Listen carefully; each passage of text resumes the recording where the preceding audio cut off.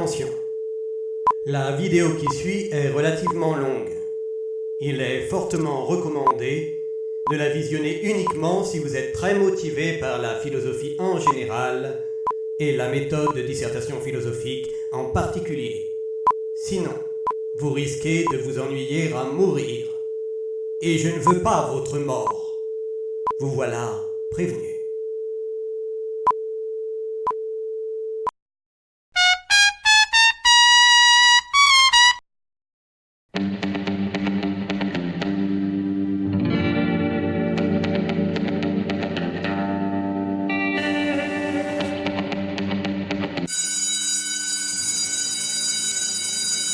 Ah non, non, non, ne me dites pas que vous avez affaire pour très bientôt une dissertation importante et que vous ne connaissez même pas le b.a.-ba de la méthode de dissertation. Enfin, qu'importe ce que nous avons fait, qu'importe ce que nous n'avons pas fait. Ce qui est important, c'est ce que nous allons faire. Alors, c'est parti pour la méthode de dissertation.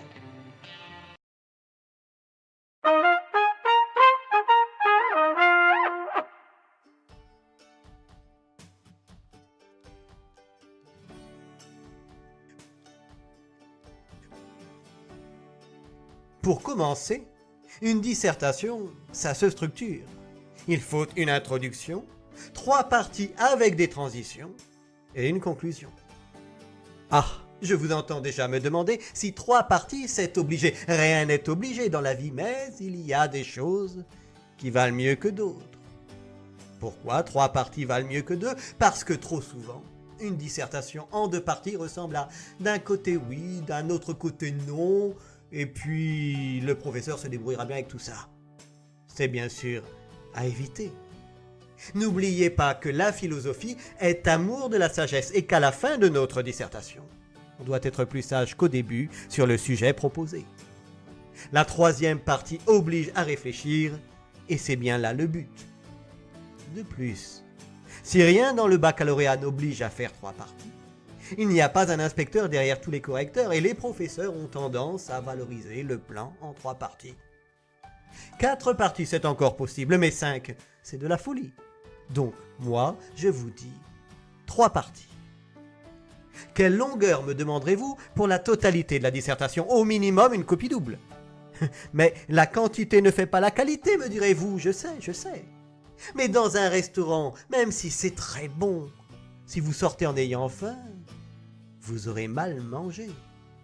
Une dissertation, c'est par nature un exercice long. Au baccalauréat, on vous donne 4 heures pour la mener à bien. Une copie double, c'est bien le minimum. Et n'écrivez pas énorme.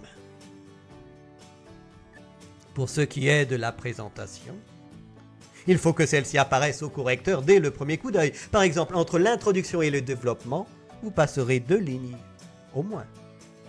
Chacune de vos parties se divisera en plusieurs paragraphes et vous irez à la ligne après chaque paragraphe.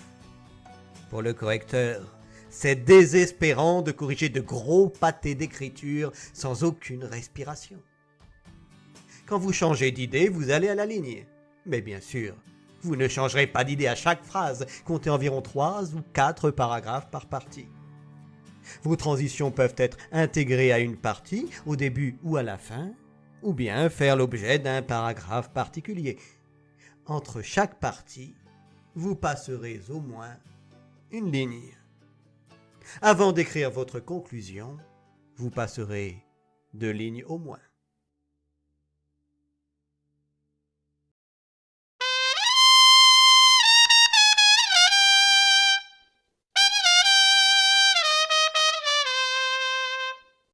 Tintin. Ah, je sais que vous avez hâte de connaître la suite.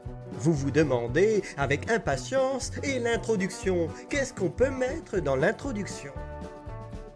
On peut y mettre beaucoup de choses. Mais pour moi, je vous conseille seulement 3 éléments qui me paraissent les plus essentiels. Il faut mettre une accroche, une problématique et l'annonce du plan. La problématique, c'est le plus important. Mais commençons par le commencement, commençons par l'accroche. Ah, j'allais oublier. Afin de me faire comprendre, Je vais prendre un exemple simple de dissertation sur lequel nous allons travailler. Le travail rend-il heureux?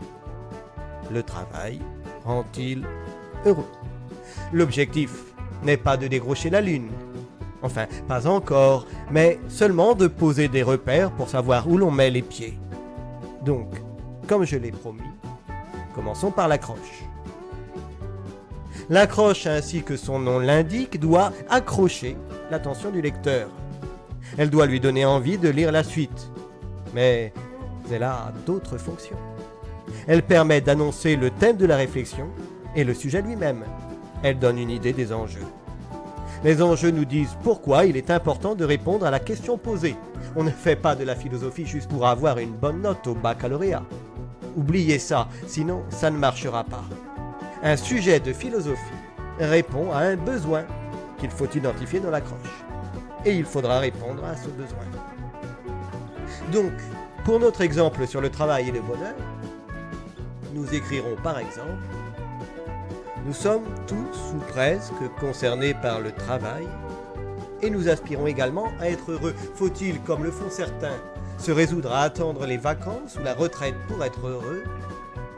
Ou y a-t-il un moyen de faire du travail l'instrument du bonheur? Le travail peut-il nous rendre heureux?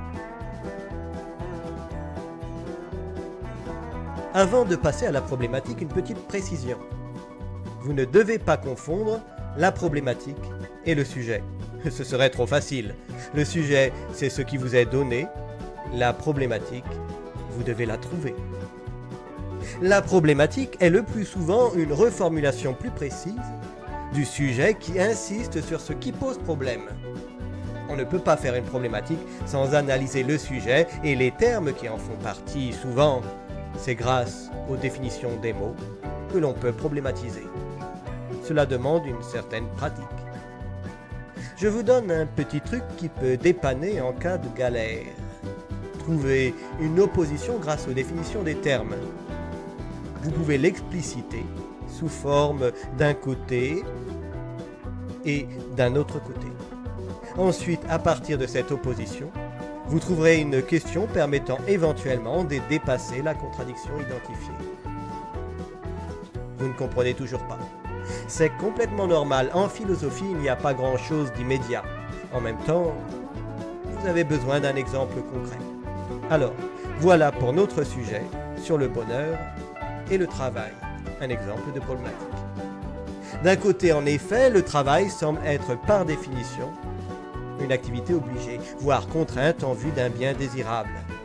D'un autre côté, le bonheur, lui, peut être défini comme l'état d'un être ou d'une personne qui ne manque de rien.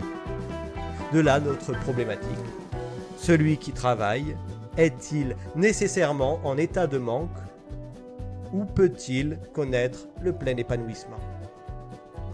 Je vous laisse un peu de temps pour regarder tout ça, parce que, à vouloir faire trop vite, on ne fait en fait rien de bien.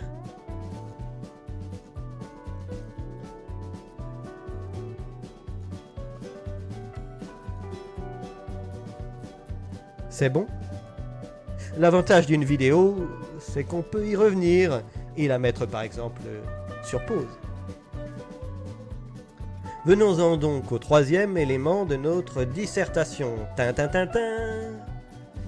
L'annonce du plan. Elle peut se faire ou non sous forme de questions. Pour trouver ces parties, vous pouvez et devez vous aider de la problématisation qui est pour ainsi dire notre fil conducteur.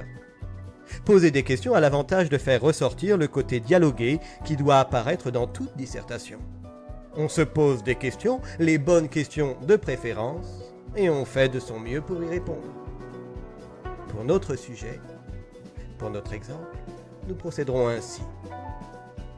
Dans une première partie, nous nous demanderons si le travail par nature ne révèle pas l'insatisfaction de l'homme qui n'a pas ce qu'il désire et doit s'activer pour l'obtenir, s'il n'est pas une sorte de malédiction comme au début de la Bible, la preuve certaine de notre malheur. Cependant, ne rien avoir à désirer, n'est-ce pas manquer de ce qui fait le sel et le plaisir de l'existence humaine? Un homme qui n'a aucune raison de s'activer, de se mettre en mouvement, est-il heureux pour autant? Enfin, Nous verrons qu'il est tout à fait possible de trouver le bonheur dans le travail, pour autant que l'on peut s'approprier son propre travail, se construire et s'épanouir par lui. Mais pour que cela puisse se généraliser, il faudra sans doute penser et repenser l'organisation sociale du travail. Je vous laisse un instant pour regarder ce que cela donne.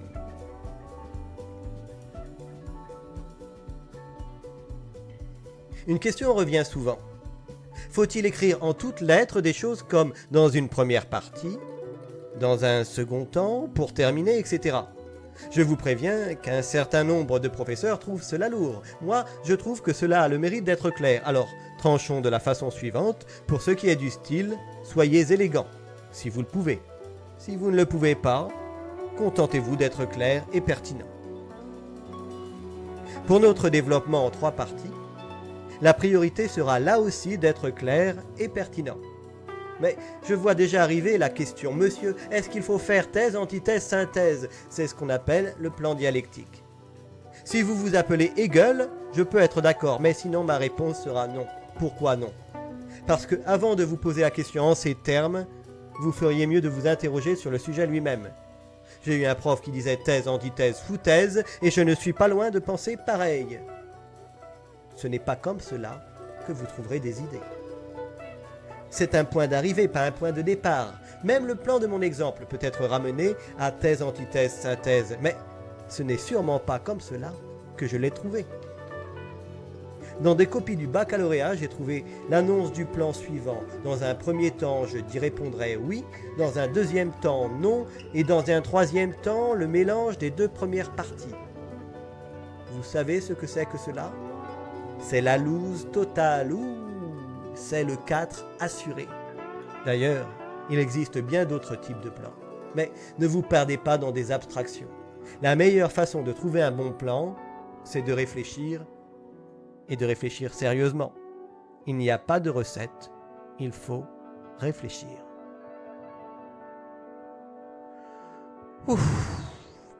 C'était un sacré morceau, n'est-ce pas? Si vous me le permettez, nous allons passer au développement. Ce sera l'occasion de quelques considérations générales.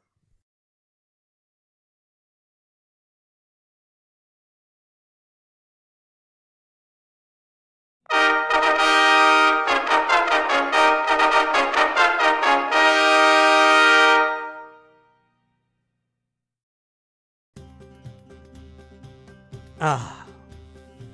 Bon. J'espère que comme moi, vous avez pris le temps de faire une petite pause. Parlons donc du développement.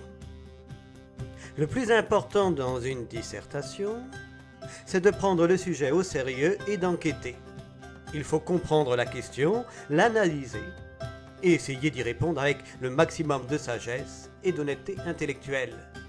Je vous invite à imaginer que la dissertation est comme une sorte de voyage, un voyage en 3 parties, en 3 étapes, en 3 pays que nous allons visiter.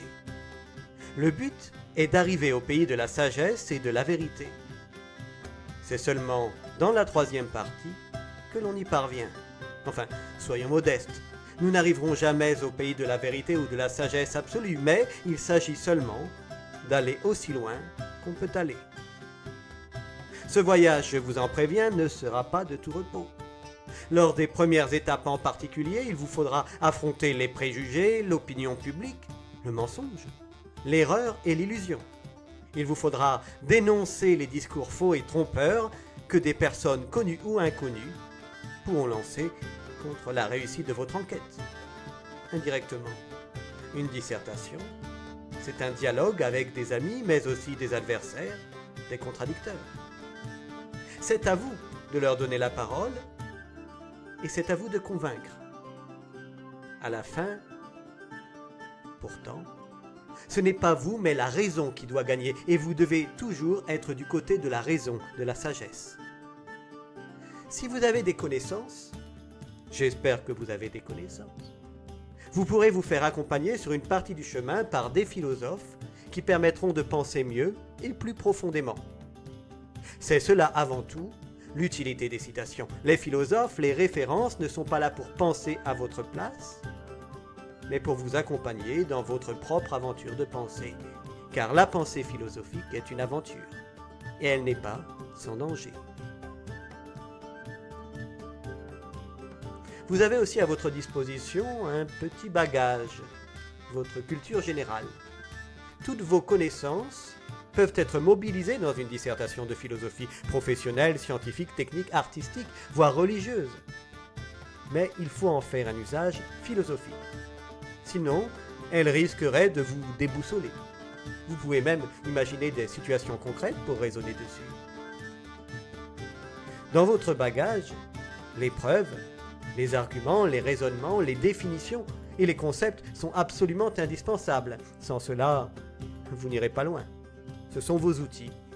On pense avec des outils, et pas seulement avec des mots. Laissez les mots aux bavards. Il y a beaucoup de copies qui se résument à un long bavardage où l'on ne dit rien, où l'on ne prouve rien. Vous devez penser. Ne perdez pas le nord. Le nord, c'est votre sujet. Si vous perdez le nord, vous êtes perdu. Il y a des pièges et des obstacles. Sachez les repérer et les identifier, les vaincre et les dépasser. Surtout, entre les parties, n'oubliez pas les transitions. C'est un critère décisif pour beaucoup de correcteurs. Il faut dire pourquoi, dans notre recherche, on ne peut pas en rester là. Pourquoi on a besoin d'avancer pour atteindre le pays de la vérité. Vous gagnerez beaucoup à définir précisément les termes employés, ceux qui sont dans le sujet, mais pas seulement. Par exemple, pour le travail rend-il heureux, on pourra convoquer la notion de liberté qui pose problème. Est-on libre quand on travaille? Peut-on être heureux sans être libre? La liberté est donc une notion clé du sujet qui n'apparaît pas directement dans le sujet. Dans chaque partie, vous proposerez une réponse provisoire. On peut appeler cela une mini-thèse si vous voulez. Pour défendre votre mini-thèse, vous utiliserez des arguments, des raisonnements, des preuves, c'est-à-dire de bonnes raisons d'adhérer à ce que vous prétendez. La dissertation philosophique, donc, c'est un voyage. Évitez de sortir de la route avec un hors-sujet. Mais si vous prenez l'autoroute, vous êtes mort aussi sûrement. L'autoroute, c'est pour ainsi dire la voie de l'opinion, de ce qui paraît évident et qui ne l'est pas. Souvent, les professeurs appellent ça des généralités. Ainsi, si je trouve dans une copie que la guerre c'est mal et que l'amour c'est mieux, je serais bien content humainement parce que moi aussi, je préfère l'amour à la guerre. Mais philosophiquement, je serais au bord de l'agonie. Ce n'est pas de la philosophie. On peut avoir une très mauvaise note en philosophie sans rien dire de faux ou d'immoral quand on dit des généralités. On ne cherche pas l'opinion, mais la réflexion. Cela ne signifie pas que votre opinion, ou même ce que pensent les gens en général, est nécessairement faux. Mais c'est sans intérêt pour la philosophie. Le philosophe est un voyageur, un explorateur, un éclaireur pour des contrées inexplorées. L'opinion est sans intérêt pour elle-même. La philosophie est là justement pour faire évoluer les opinions. Alors, on ne peut pas en rester là. On pourra donc dire qu'il y a 3 grands dangers en philosophie. Le hors-sujet, les généralités, qui ne disent que ce que tout le monde pourrait dire, et le bavardage qui n'est qu'un simple survol. On peut même considérer que le bavardage, c'est en fait un mélange de généralité et de hors-sujet. Laissez cela aux autres. Vous devez penser. Dans chaque partie, dans chaque pays exploré, vous répondrez à la question de façon complète, même si cette réponse est provisoire. Enfin, je vais finir, mais un dernier petit conseil si vous le permettez. Dans un développement, il y a une progression. Allez du plus simple au plus complexe. Partez de ce que tout le monde comprend, la dénonciation de l'opinion par exemple, pour terminer en 3e partie, sur une pensée plus élaborée.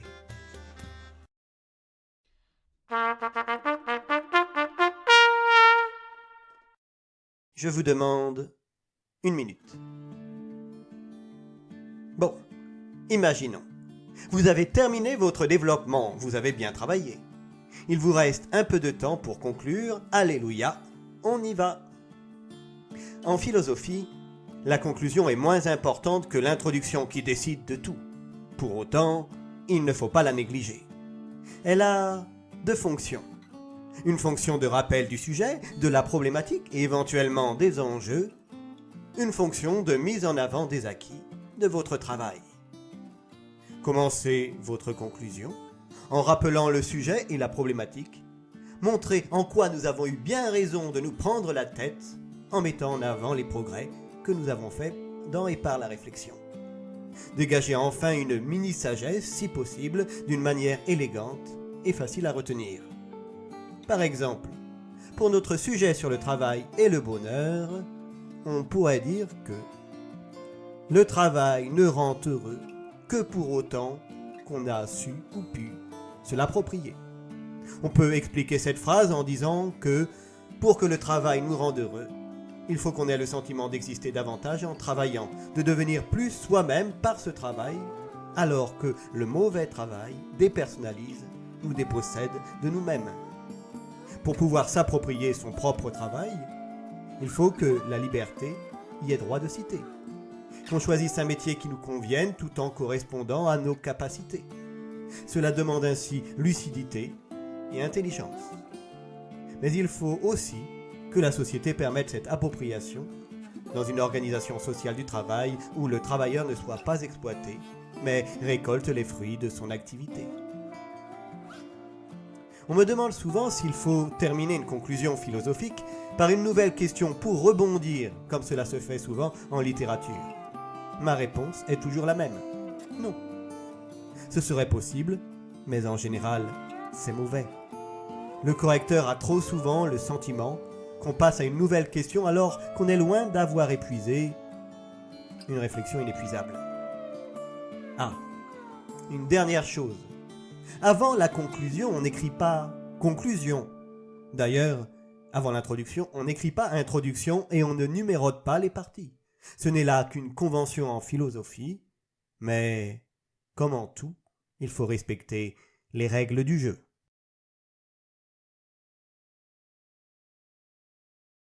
Cette vidéo est terminée. N'hésitez pas à liker si vous aimez et à vous abonner. Si vous posez des questions dans les commentaires, je ferai de mon mieux pour vous répondre. À bientôt et bon courage à tous ceux qui se sont lancés dans une dissertation.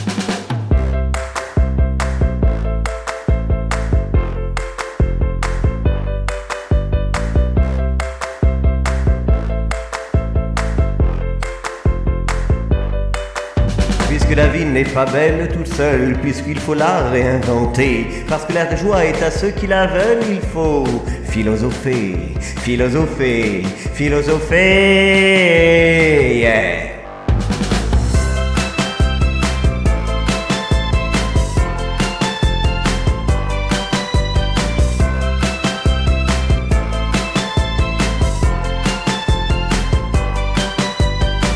Puisqu'il nous faut briser nos chaînes et faire triompher la raison, puisque nous voulons abattre la haine et puisqu'enfin nous nous aimons, il faut philosopher, philosopher, philosopher.